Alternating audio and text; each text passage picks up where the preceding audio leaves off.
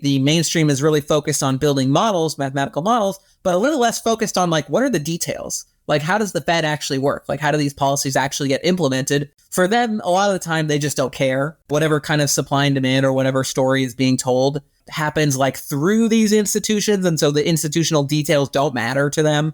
Whereas to us, we're like, no, those institutional details matter. We want to know about that. We're going to spend time and effort to learn about exactly how these institutions work.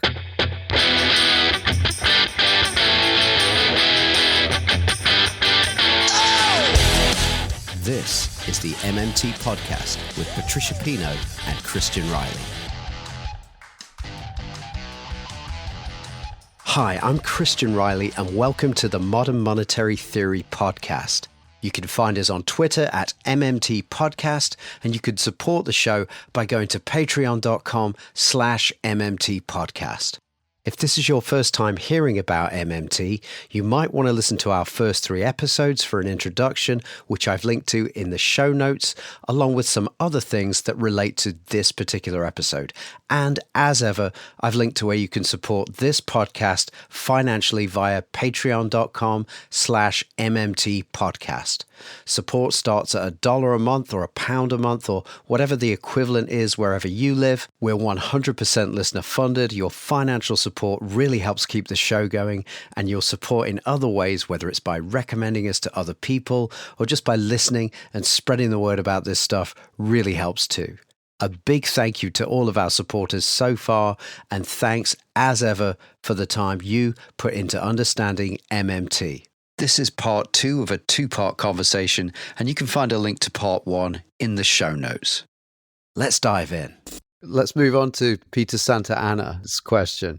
So he asked, we've experienced the benefits of MMT in the USA through the Biden administration's phenomenal efforts to pass robust as the obnoxious Republican-supported fiscal legislation to inject money into the economy/private sector.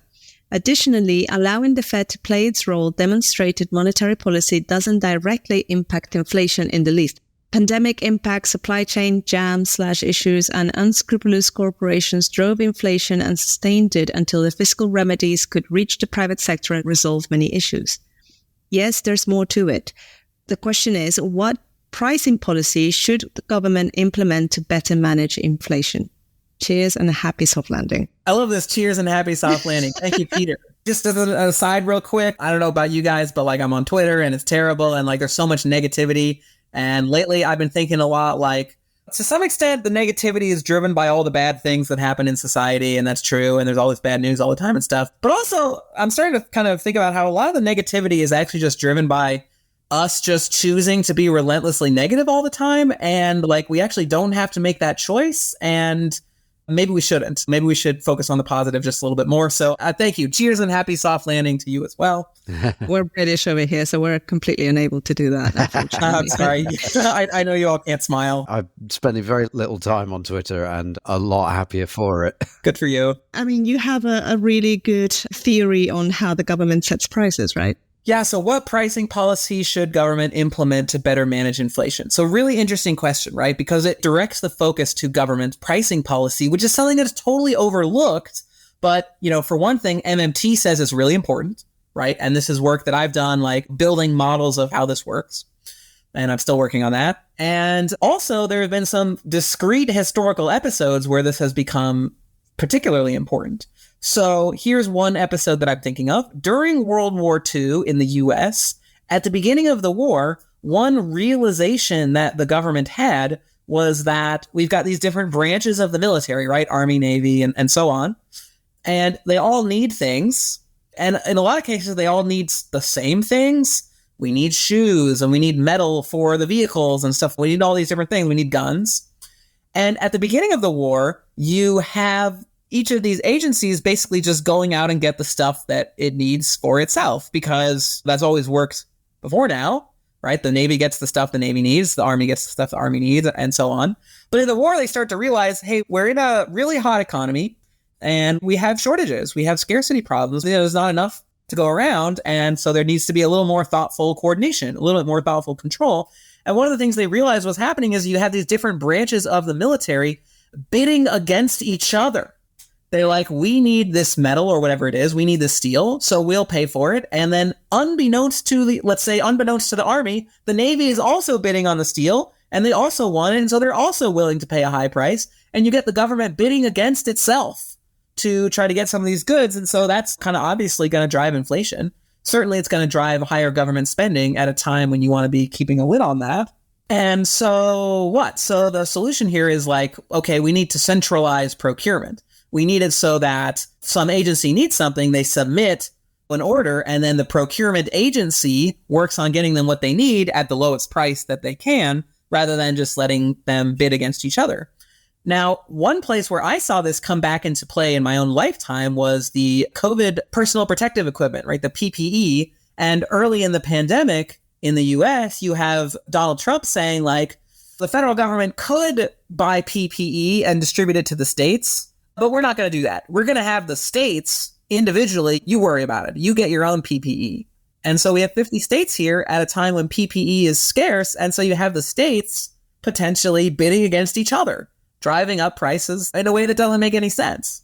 So harmonizing procurement policy, like actually keeping in mind, the prices we pay are not just about saving the government a dime. They are about inflation, right? Like keeping that in mind. So that's one form of pricing policy that the government can consider to better manage inflation. Another kind that I think I got this from Warren Mosler. So there's an interesting idea that I like to bring up in my class sometimes, which is like, we're talking about inflation and okay, there's some people that like when you talk about who loses from inflation, right? The people you'd think about as like just textbook stereotype as the people who lose from inflation are like the retirees on fixed incomes. They own a bunch of bonds and the bonds pay interest and the interest is just like fixed. It's like you get X, whatever, hundreds of dollars per month. That's your income that you're earning, fixed income. And so if there's a bunch of inflation, your income's fixed. Like it doesn't go up, but the prices you have to pay do. And so you have just lost out from inflation. So these people on fixed incomes lose out.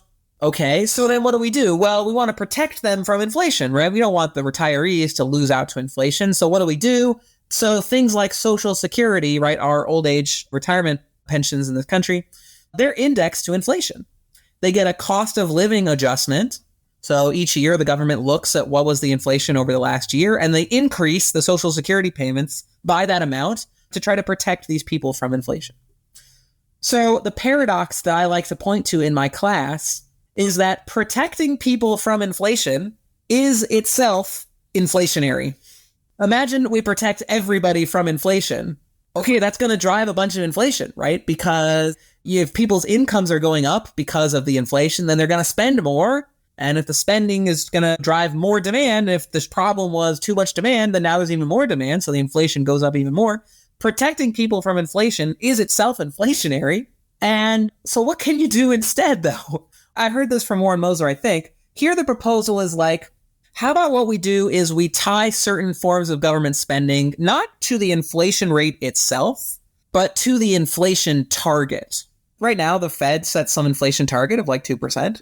So if we want inflation to be 2%, and the MMTers think, the model says that the prices that the government pays are very important for inflation. If the government decided to pay much higher prices, then that would probably drive the inflation rate up. And if the government decided they're going to fight really hard to cut the prices that they pay, that would have a dampening impact on inflation or maybe even cause deflation. Well, so this story says, how about we index government spending on certain categories to the inflation target? And so then we have the government's pricing policies, its own pricing policies, directly supporting the inflation target that we have, right? That's the idea. So I think that would work. I think you have to be judicious about that because if you're the government, you don't necessarily want the price of everything you buy to be going up at the same rate. What about the technology improves or some sector becomes more efficient, right? And so the price should go up slower than the rate of inflation, right? And so you'd have to have some way to factor that in. But I think there's at least some categories of government spending that really could just directly be indexed to the inflation target without too much trouble. And some that you could think a little bit harder and design a system that would make it work. I think in the Inflation Reduction Act, wasn't there a list of drugs that the government was going to take over buying in a single payer sort of fashion? And so the idea is If the government pays a higher price tomorrow for something that it was paying today, then again, this is a Moslerian insight. It's revising the value of its currency in a downward direction. But if it pays less, it's actually helping the price level. So if it's buying certain key things and paying less for them, like these drugs, over time, that's actually going to lower inflation.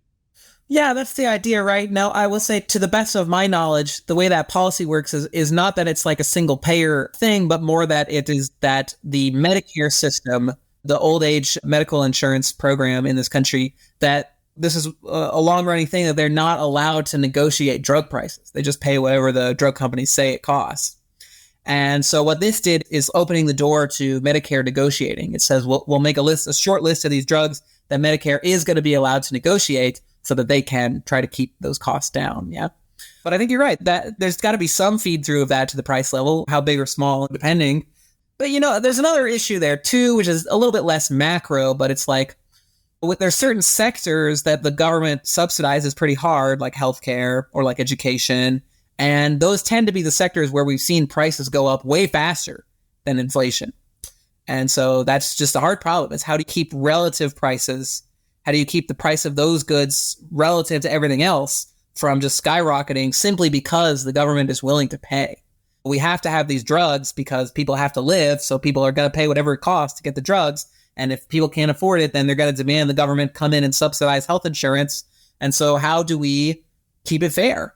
And that feels to me almost like a harder question. I think I could talk about that theory for hours. But I do find it interesting that there is a question about how much power does the government have to unilaterally set the price at which it buys things. For example, even during the pandemic, a country like Peru, for example, needed to get vaccines. Obviously, it has to buy them from abroad. It doesn't have it. So if it doesn't buy them, the consequences of that are quite bad. And the private sector may use that leverage to get the best price possible to take advantage of the situation, etc.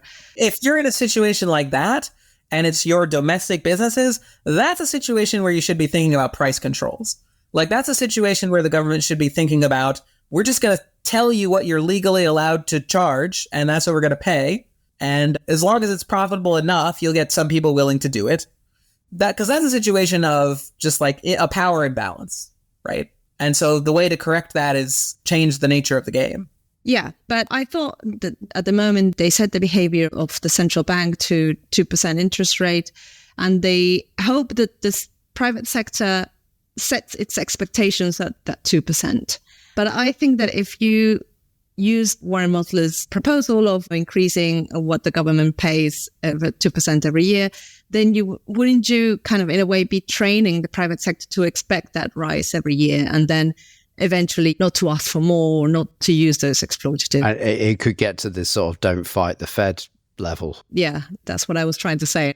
Yeah, that makes sense. I think that's possible, right? It would be such an interesting experiment, wouldn't it? I don't know that anything like that has ever been tried. Yeah.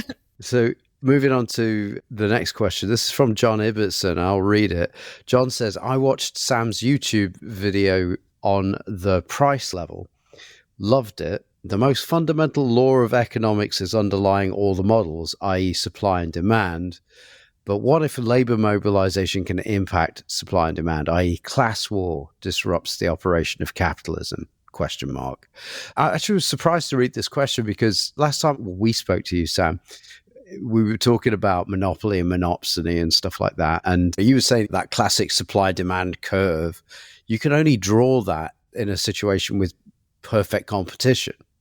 Very few markets are like that. So I wonder which video John's referring to. Could you just talk about that? So the model in Monopoly Money one, perhaps? That's my guess, yeah, because one of the points in that model, right? So this model I've been working on for years now that is just, it's like a demonstration of this I like this word you used earlier, Christian, Moslerian, this Moslerian model of the price level that says that the price level is like a function of what you have to do to get the money from the government. Yeah. Right? Like you need the money to pay your taxes and do other things. And so you got to get it from the government. I love that. But to me, that's like, that's the exact opposite of supply and demand.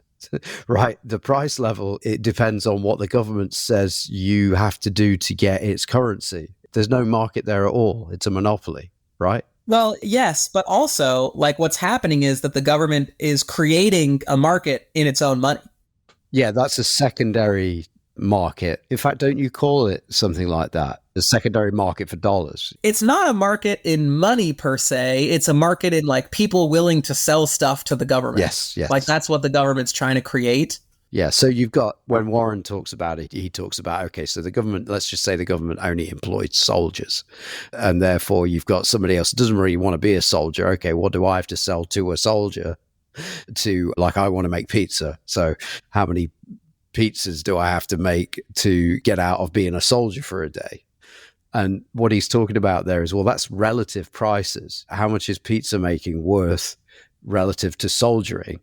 But Warren's talking about the source of the price level. And he said that it's a function of prices paid by government when it spends and collateral demanded when it lends. But it all comes from the government. That secondary thing, that's a relative price story. Yeah. And I guess I'll say that I really like this story because I feel like it forces you to confront the like government versus market dichotomy that we're always thinking about. And the discourse on this is always like more government, less market, more market, less government. But this story is like, hey, actually what's going on here is that the government creates a bunch of markets, right? And so it problematizes that dichotomy, to use some college words. So I like that. So it gets you to think in a different way than maybe we're used to thinking. That's nice. But then like the mechanism, the model that I made, which is telling the story, but in math and equations. And the model has two prices in it because there's the price that the government pays, like what you have to do to get money from the government. What are the prices that they're paying for the things that they buy? But then once you have the money, you can sell it, right? There's the secondary market for money. You sell your money to get stuff from other people. And so then there's like the price of money in the secondary market. What does it take to get $1 from you in the market? Like, how many pizzas do I have to make to get $1 from you? That's a price, right? And what happens in the model is that it is supply and demand in that secondary market that keeps it eventually, like in the long run, anchored to the government's price. The government's price, that's just the price, right? Like that's what you have to do to get money from the government. That's the price that the government pays for things. That's just fixed. They just announce it. But then in the secondary market, which is, again, transactions that don't involve the government, private agents selling stuff to each other, the price in that market can fluctuate, can vary. And it is the forces of supply and demand, modeled a little bit, that bring those two prices into line. Like basically, if the private market price doesn't match the government's price, then that like sets in motion this whole process that will eventually cause supply and demand to move that secondary market price back to whatever the government's price is. That's kind of the point of the model, right? So what is this question asking then? Like the question says, what if labor mobilization can impact supply and demand, i.e. class war disrupts the operation of capitalism? So I guess I'm reading that to be like, if the working class goes on strike, how does that affect the secondary market, or how does that affect the government's pricing ability? I think that's what I'm hearing. And that's a neat question for sure. And I guess I'd have to say I need more time to think about it harder. My first instinct is to say like, well, what does that mean if the working class goes on strike? It means that they're not willing to work for private employers. It probably also means they're not willing to work for the government. You're talking about like a general strike kind of thing. And so how does the story go, right? In the whole tax-driven money story that the model is based on is like the government wants resources, and so they impose a tax, and then you got to sell those resources to the government to get the state money that you need to pay the tax, or else they will hurt you. And so you're saying, well, what if people just refuse to do that work? Well, then I guess in theory, they face the penalty, right? The whole point is that something nasty happens to you if you don't pay the tax. So then it becomes like some sort of battle between the government and the working class. And you kind of hope that we live in a society that's democratic enough that doesn't happen, that if the working class has disputes of some kind with the state, then there's other means to solve those issues. Okay, let's suppose that that's not the case and there's just simply no possibility of that. I mean, then you're describing a revolution, right? You're describing like we're going to overthrow the government because we don't like what they've been up to. We're not willing to work for them. We're not willing to pay our taxes, this and that. We're going to overthrow the government. And so then you get into, I don't know, can the government stop that? Do they have enough political might to do something about that or not? And maybe you overthrow the government and get a new government. Probably, though, if you overthrow the government and get a new government, in pretty short order, they're going back to the exact same thing, at least on this tax-driven money front, right? Regardless of what other policies get changed, they're probably going to create their own money and continue playing this particular game, right? Because it just works so well. You're getting into the nature of political stability and instability, and it gets pretty abstract after that, doesn't it? Yeah, but I can't read this question without kind of going there, I guess, right? Yeah, no, I think that's what he's asking. It makes me think about, well, let's look at the places in the world where the tension between labor and capital seems to be manageable. I'm thinking about the Scandinavian, the Nordic model countries, where there seems to be a little bit more harmony between labor and capital. Seeing as we've got examples of that working out, I can't understand why economies like that aren't more popular, or ideas like that aren't more popular. The people in power don't want to give it up, right? Do their economies resemble more like what the US had in the 1960s, perhaps? Because back then, people talk about the golden age of capitalism, and there was stability and growth and everybody was getting richer. But I mean, capital accepted that because they found the situation quite profitable, right? But also strong unions. And it can exist. It doesn't have to be one side has to be dominant. That's my reading of it. I need to do a lot more reading on this, obviously. The great economist John Kenneth Galbraith writes about countervailing power, which is like one of the things we come out of World War II with is like really big business. So it's not like the Econ 101 textbook model, perfect competition or whatever, is like many small businesses. But Galbraith's saying, well, that's not what we have. We have a handful of big businesses. And so they don't have the same kind of regulating competition like sellers competing against other sellers. But what we have instead is countervailing power. What we have is like, we have these big employers, but then we have big we have unions, right, that manage the competition that way from the other side of the market. And he also talks about like, we have these manufacturers that have a lot of power, but then to counter that power, it's not that the manufacturers are competing against each other so much. It's that the manufacturers are in tension with the big buying associations, like the big retailers. Today, we think like Walmart is like a huge store or Amazon. They have a ton of pricing power. And so they keep the prices low on the things that they buy that they then sell to their customers, right? And so that's countervailing power in that way. So I think there's a lot of different ways that economies can be structured, and it evolves over time. So moving on to the next question, if that's okay, you guys. So Ricardo Kanya asks, in an MMT lens, would it make sense to create a people's dividend to distribute to all citizens of a specific country? That could act as an economic stabilizer, for example, for when inflation is very low. And also using an inflation controlling profit tax that would, for example, tax any profits 50% above a certain limit, but only when inflation is too high. So yeah, I reckon that last sentence, I think maybe you meant to say tax any profits at 50% above a certain limit.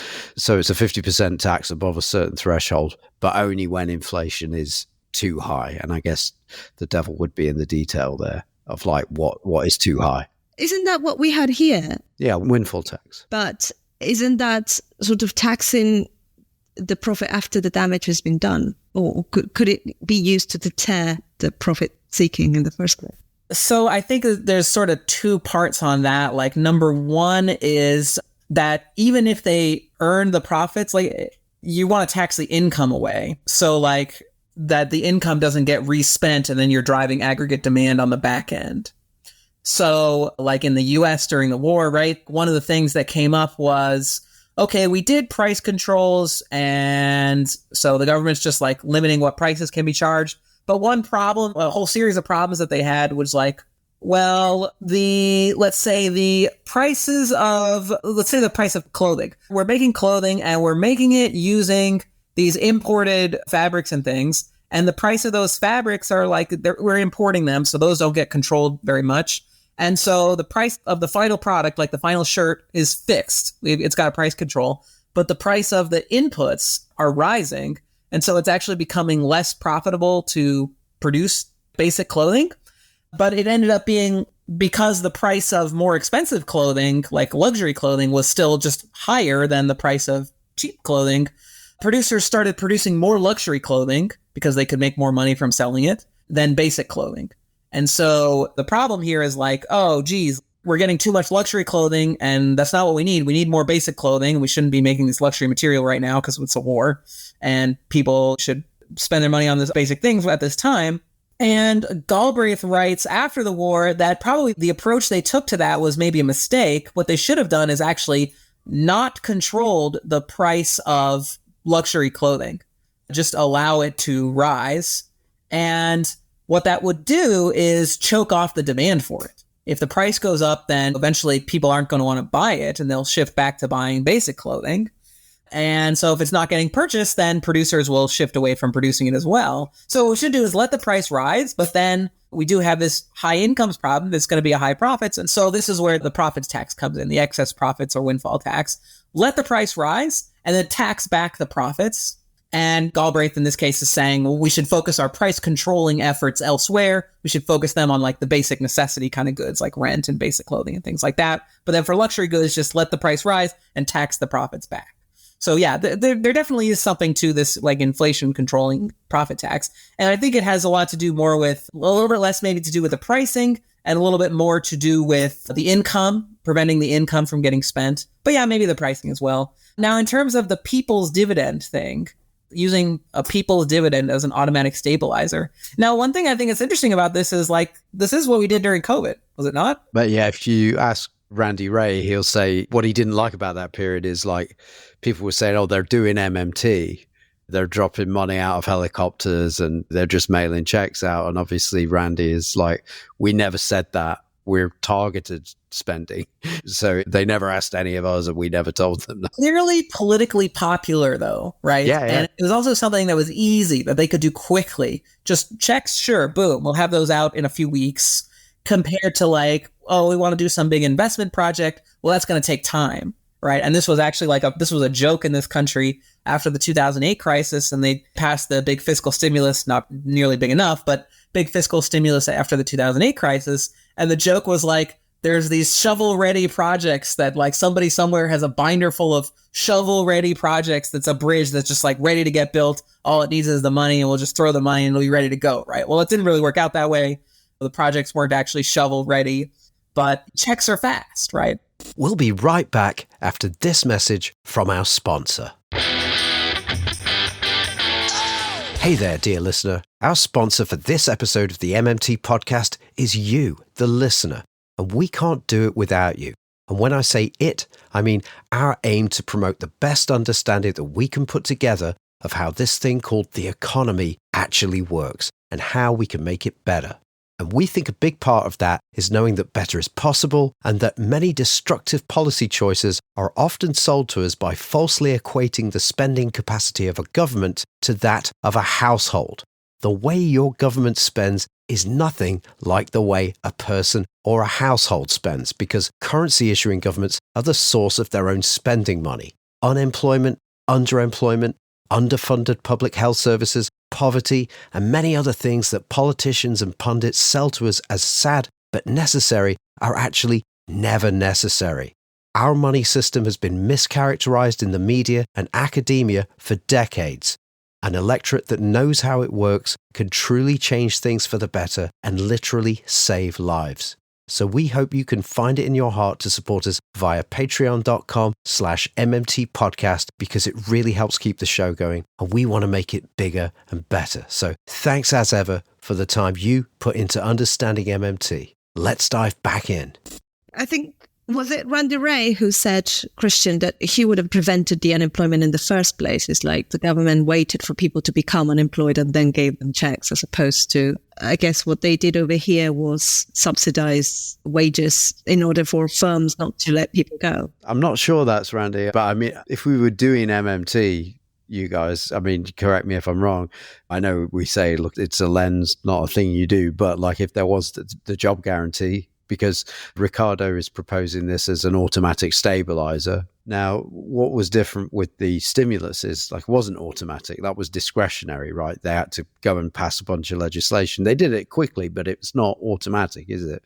Well, there was definitely talk. I mean, I haven't heard it so much in the last couple of years, but there was definitely talk at the time of like, oh, this is great. What if we pass some bill that will just do this automatically?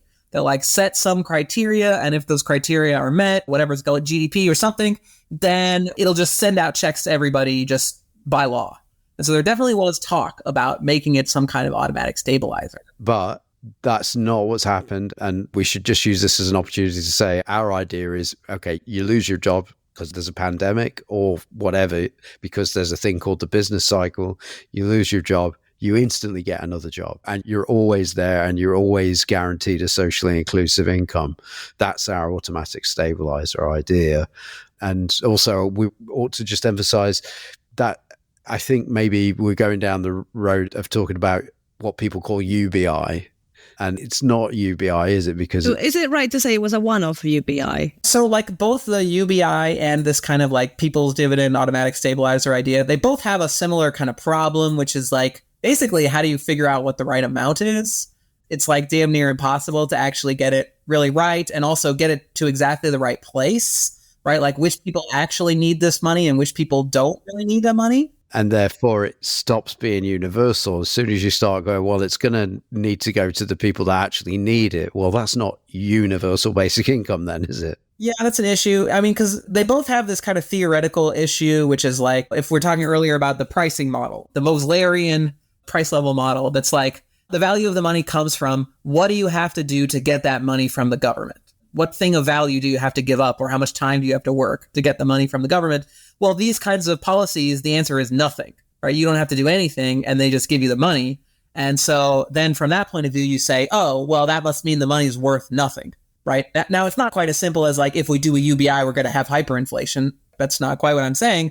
But there's definitely a sense in which these kinds of just giving away money to people actually does like cannibalize the functioning of the currency. Not just giving money away to people, but just giving money away to everybody in equal proportion. I think, well, I've said this before, so apologies to anybody that has heard me say it, but there's definitely two types of people in an economy. There are the kind of people that if you give them a UBI, they're going to need it to live on. So it's going to get spent straight away. And then there are people who are quite comfortable, and that can just pile that up.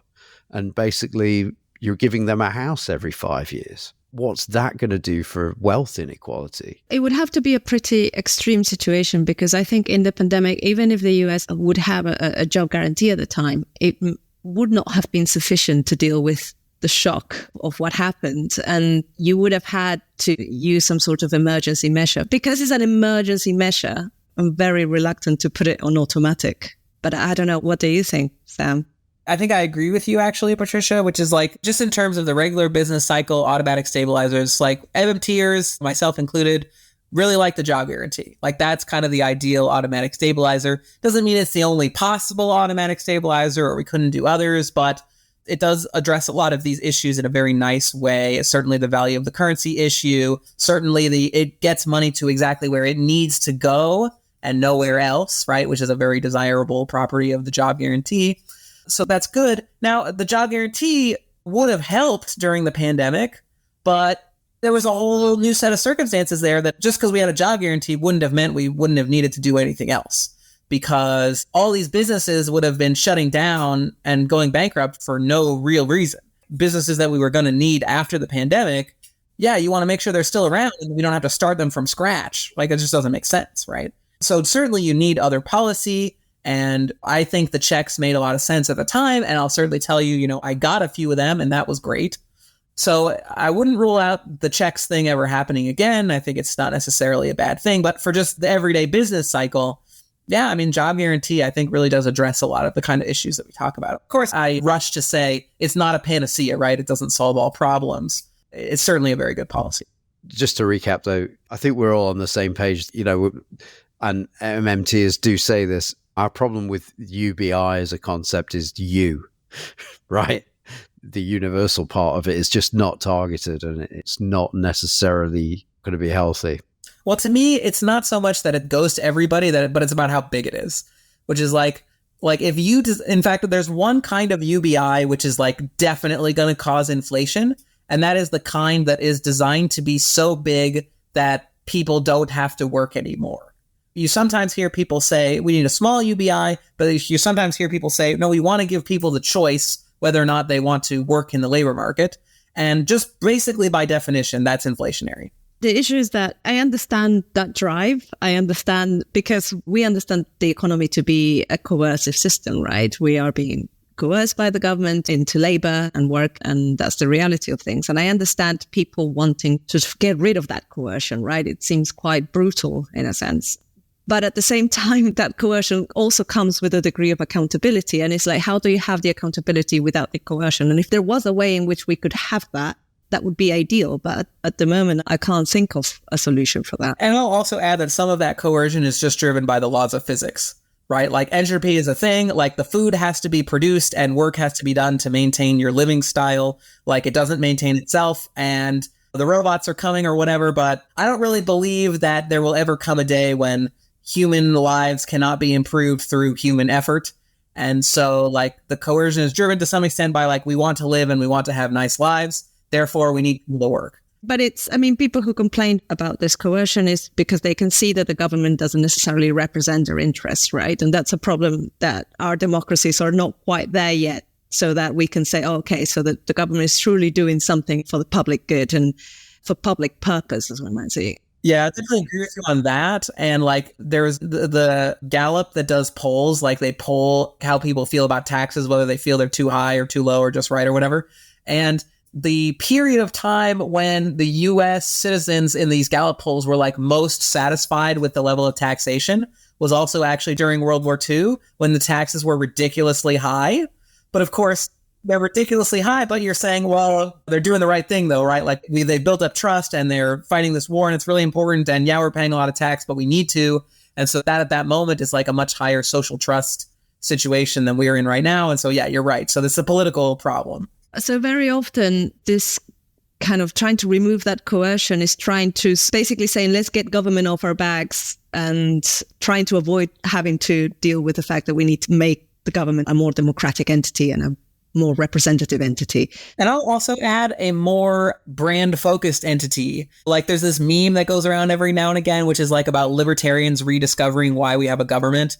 Like they tried this thing that they tried to get rid of the government. It didn't work at all. And so then they invented their own government. Or like libertarians rediscover that like public transit is great. That, hey, what if we replace a whole bunch of cars with one car that fits a whole bunch of people? Rediscover the train or something. So why does that happen? Why does it happen that people don't seem to realize what the government is doing and that why we need it? Well, it's because the government doesn't sell itself. Everybody else in the economy sells themselves. I have to sell myself. You have to sell yourself. For-profit companies have to sell themselves. Not-profit companies have to sell themselves. You got to convince people you're doing something worthwhile. Otherwise, they become skeptical, right? And so, part of the revolution, the conservative revolution that was trying to get a smaller government and kill the beast or drown it in the water or whatever, part of that effort was like, let's try and make it so people don't realize what the government is for. And so then they'll want to get rid of it. So I think, especially this government that we have right now in the US, I think by virtue of Joe Biden's personality, it's just not that good at selling itself, not that good at getting out there and saying, this is what we're doing. Here's why it's important. Here's what would happen if we weren't doing it. Here's why it matters to you. Here's how you can help, stuff like that. And because they don't counter the anti-government propaganda, people are just anti-government. On that note, I heard a story the other day, which I thought was quite funny, about Elon Musk's SpaceX program and how he had attempted 6 times or 7 times, however many times he attempted to make the rocket work before it actually did.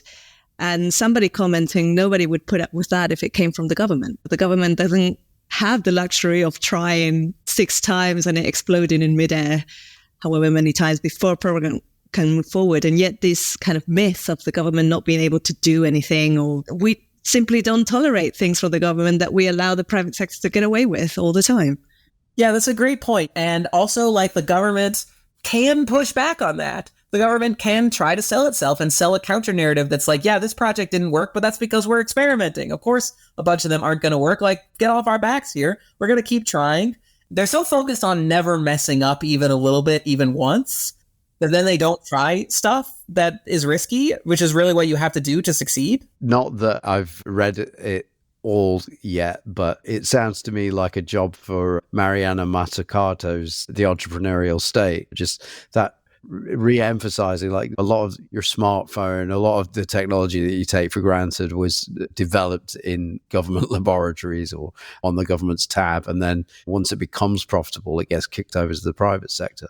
Yeah, and the government should be reminding people about that all the time, right? They don't. And from time to time, we'll hear from people who worry that there's a possibility that the job guarantee could be mishandled or abused by unscrupulous government operatives. And therefore, the job guarantee should be abandoned as a policy goal. It shouldn't be part of MMT. What would you say to that idea, Sam? I think Rowan Gray makes this point a lot, which is like, and I've heard Scott Fulwiler make it too, which is like, there's a lot of places that like mess up the public schools, you know, that the school is not well run. That's not an argument against education. That's an argument for fixing the schools. And over here we can say the NHS, for instance, yet the government could mismanage the NHS. It's possible. Should we therefore be against the NHS? Like you say, it's bad governance is bad governance. It's not the fault of the job guarantee or the fault of the National Health Service for making it bad. Okay. All right, then. We're going to make this the last one because it's getting late. So here it is, Sam. This is from Chris Holtzlag. Some MMT critics say that because it lacks good models, it is hard to compare or use by economists. Which models can help MMT economists in their work? So, first of all, it's just really not true that MMT doesn't have models. I mean, first of all, the just kind of basic MMT story, the tax-driven money story that we're always telling all the time, that is a model, right? And it's typically a verbal model, but it's still a model. And then also, like, there are ways to formalize that. And the mathematical model that I've been working on forever now is a formalization of that story. So there's one thing there. But then even like mathematical works, they definitely exist. And part of it, I think, is just that the specific people who have been the big MMTers find themselves attracted to other questions that you don't necessarily need to build mathematical models to answer. But even then, that doesn't mean it's never been done. I know, like, Pavlina Chernova has used Kaleckian models, and Scott Fulwiler has drawn on the FAIR model. The FAIR model is like a big macro model for doing simulations of policies. So I think they did a simulation with the job guarantee. What would we think that would do? They did a simulation about like student debt cancellation. They used the FAIR model to come up with some estimate of the macro effects of that. So there definitely are models. Oh, and one more that I should add is the post-Keynesian stock flow consistent modeling paradigm. Like, there's this whole world of post-Keynesian economics that MMT is kind of a subset of, but the broader post-Keynesian world tends to like be a little bit more active in terms of just modeling concepts. So there's a lot of like demand-led growth models, and then there's like the stock flow consistent models family. And I don't think I've ever heard MMTers say like that stuff's bad or you shouldn't use it. They basically support it. It's just like doesn't always factor so prominently in the kind of questions that the MMTers are directly asking and the kind of work that MMTers are doing. I think it comes something down to methodology, right? Which is like for the mainstream, especially, but also some heterodox wings as well. You're not doing economics like they define economics. You're not doing economics or doing research unless you're building a mathematical model. That's like what it takes to be legitimate. And we just don't feel that way. For one thing, there's other sorts of models, right? And like verbal models are still useful to us. But then also there's like all kinds of work that doesn't involve modeling that we just kind of like feel is worth devoting more energy to. So things like qualitative work, that kind of research method where you like talk to people and find out, like if you want to know how businesses run, like we would probably say, go ask them, like go talk to them and learn directly what's going on in those kinds of settings. Or institutional research. How do these institutions actually work? The mainstream is really focused on building models, mathematical models, but a little less focused on like, what are the details? Like, how does the Fed actually work? Like, how do these policies actually get implemented? For them, a lot of the time, they just don't care. They assume it doesn't matter. Whatever kind of supply and demand or whatever story is being told happens like through these institutions. And so the institutional details don't matter to them. Whereas to us, we're like, no, those institutional details matter. We want to know about that. We're going to spend time and effort to learn about exactly how these institutions work. And to some extent, we've actually been recognized for doing this. So I'm thinking here about like Nathan Tankes's blog, that when COVID broke out, Nathan Tankes got a lot of attention for writing this blog, and a lot of people were reading to find out what's going on with this crisis and how's the Fed responding and stuff, because Nathan Tankes had a almost insider-like knowledge of how Fed policy is actually implemented, because MMTers care about institutions and we care about how these things work. And like, especially in a crisis, that's when the outcome really depends on the details in a way that we would say it does all the time, but everybody agrees that it kind of does in those moments. You don't understand what's going on if you don't know the details, right? And so MMTers have a comparative advantage here. That's stuff we care about and spend time on. I mean, there is a challenge here is that the mainstream has all these models, yes, but they never really concern themselves too much about how their models fare with reality. So you can have a fantastically kind of rigorous model, but if it doesn't reflect what happens in the real world, then who cares, right? But one of the challenges that I do feel when talking about the post-Keynesian school is that the post-Keynesians put a lot of emphasis on uncertainty. And I think the critics, when they talk about MMT lacking good models, what they're talking about is really the ability to do some forecasting and to inform policy, perhaps. And if you accept that the level of uncertainty that post-Keynesians do, then it's a lot harder to do models than, say, what the mainstreamers do, which is just assume that everybody has perfect information and knows everything. The future is like the past. Yeah, it's a much more challenging task. I do think a lot more work is needed, and maybe if there were more heterodox economists and less mainstreamers, more would get done on that front. But I also think that post-Keynesians have a much harder task in building these kind of grand models of the economy than the mainstreamers do, because the mainstreamers kind of get assumptions that make their task a lot easier. Yeah, although I'll also say, like, as a result of this difference in emphasis, MMTers tend to support policies that require less modeling. You really need a good model if, like, maybe go back to the people's dividend thing. If you're trying to figure out exactly how much money you can give people, you need a good model, right? You need some model that's going to tell you, here's too much, here's what would be not enough, like here's the sweet spot, and also give you some idea of the uncertainty. It's this plus or minus however much, that's how much you should send out in the checks, right? You can't answer a question like that without some kind of quantitative model, because otherwise you're just making up a number and it's not based on anything.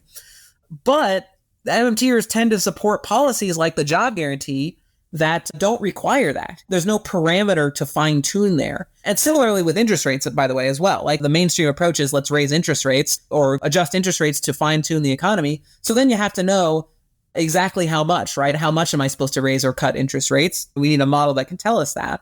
But the MMTers say that policy doesn't work. It's not a great idea.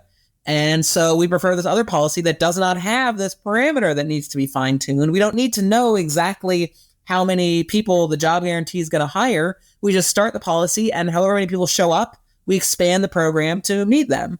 And so it just doesn't require a model to get it right in the same kind of way. Now, that doesn't mean you can't do forecasting and that forecasting won't be useful. But I mean, I'll tell you a secret. You don't need really sophisticated economic models to do forecasting. The best forecasts just come from like basically basic statistical models that assume like this variable is just going to keep growing at the same rate it's been growing, or you throw in a few covariates or whatever. Forecasting, you do that with machine learning, right? And like machine learning, you don't even know what's going on inside the model. It just spits out a forecast. So if all you're trying to do is this unconditional forecast, you don't need really sophisticated models that model like everything that's going on in the economy. And building those models anyway, there's always stuff that's left out. There's always stuff that you think is really important in the model, but actually is not that important in real life. So the uncertainty on those kinds of predictions is much, much higher. I guess I'm just really skeptical in general about our ability to forecast, A, the results of policy, and B, even just unconditionally, like the world as it's going to be. Like, I like these diagrams. Have you seen these diagrams that's like, here's what the interest rates say, or the inflation rate or something. Here's what some macro indicator has been like for a while. And then on top of that, they'll throw like what people thought it was going to be, what path they thought it was going to take. And they'll throw them at a bunch of different time periods. So you've got the main line that's like maybe the interest rate or something. And then you've got a whole bunch of smaller squiggles that's like what people thought the interest rate was going to do in 2005. Then again in 2006, what do they think it's going to do for the next year? And then again in 2007, what do they think it's going to do for the next year? These plots are so funny. They're sometimes called like Medusa plots because they have all these like wavy lines on them. And what you see on these plots almost invariably is like we're always wrong. Like you get the top forecasters to predict what's going to happen with the interest rate. And if you look back at those predictions, like they're always wrong. Like we're always wrong about what we think is going to happen. And almost always like it's not even just like we're kind of randomly wrong. We're like systematically wrong. When interest rates went down in the 2010s, you look at these projections and people just keep thinking, oh, the interest rate's going to go up anytime now. It's going to go up. It's just like the next few years it's going to go up. And it keeps not happening. And so all these predictions are just the interest rate's going to go up. It's going to go up. It's going to go up. And it never happens, right? And it's just because what's the basis for that prediction? Oh, interest rates are low. They can't be low forever. They're probably going to go up. Like that's the best we got, basically. So I'm skeptical of our ability to really like fine tune the economy in this way and to really predict what's going to happen in this kind of detail. And so therefore we need policies that are more robust, right? That are more resilient, that work regardless of what happens, or that can work within a very broad range of possible outcomes, rather than just, we got to predict exactly what it's going to be or else this is going to cause problems. I think you've made it another excellent case for the job guarantee. Yeah. I was just going to comment that in my engineering time, I worked with something called computational fluid dynamics models. And so I have a kind of a pet peeve for models like that. But the kind of things that these things are resolving, pressure, temperature, velocities, etc., those things are incredibly simple compared to the complexity of the economy. And in engineering, we use those models to say, calculate airflow and temperatures inside a room and design spaces for people. And there is a lot of uncertainty in that, but you work with it, with that uncertainty. And because it involves people, it involves preferences, it involves all this stuff. And it does help design better spaces. It will never give you a perfect prediction as to exactly what will happen, because there's always simplification and assumptions, and you're always leaving things out, like you said, Sam, but it can inform a decision. So I do have a hope that in the future, once post-Keynesianism becomes more popular, that there'll be kind of a new wave of attempts at kind of making richer and richer models, and we use that computational capacity to do that. Yeah, I think it gets to the question of like, what is the model for exactly, right? And again, I think in this mainstream way of thinking, it's for legitimacy. You're not doing economics unless you built a model. Whereas I think in the heterodox, we get a luxury to think a little bit harder about what exactly our model's for. And to me, probably the primary purpose is actually communication, which is like, I have some idea of how I think this mechanism works, and I can describe it to you in words, but you may or may not hear exactly what I'm saying. And so if I write it down in math, then we're going to agree. Like the math, hopefully, can only be interpreted in one way. Here's exactly the mechanism and me describing it with detail. So communication is really important. Teaching is really important function of models. Also, disciplining your thinking, which is like, if I'm saying these two things are happening in the world, is it even possible to build a model where both of them happen? Like, are they consistent with each other? Because maybe if it's just not possible, like you can say those words, but you can't actually build a model where both of those things happen. They're not consistent with each other. That's a good indicator that like you're thinking about something wrong, right? So that's a useful tool. And then, of course, like forecasting and predictions and things. And there is a use to that. And I'm not saying it should never happen. But as I say, I am somewhat more skeptical of our ability to do that in economics for a variety of reasons that we talked about. So I would never say that there isn't a need or a use, or, I spend my time working on mathematical models. So I would never say there isn't a need or use for them. But I do think we have to think about what are they for and when do we need them, and not just building them just because we can. That's a great place to leave it. We've been speaking to Dr. Sam Levey.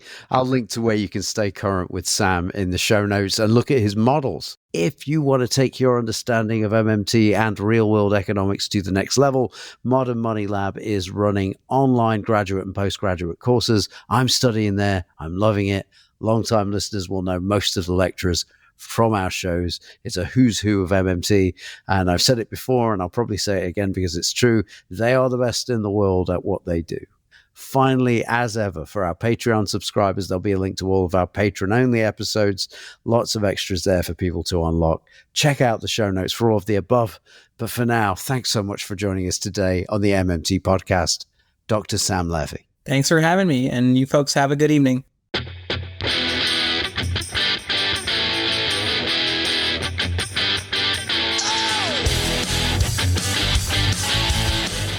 That was the MMT podcast with Patricia Pino and Christian Riley. Don't forget, you can support the show through Patreon, starting at $1 a month and get access to patron-only episodes. You can do that by going to patreon.com/MMT podcast. You can also find me on Twitter at MMT podcast, and you can find Patricia on Twitter at Patricia N. Pino. And you can email us at mmtpodcast@outlook.com. Thanks for listening, and we hope to hear from you.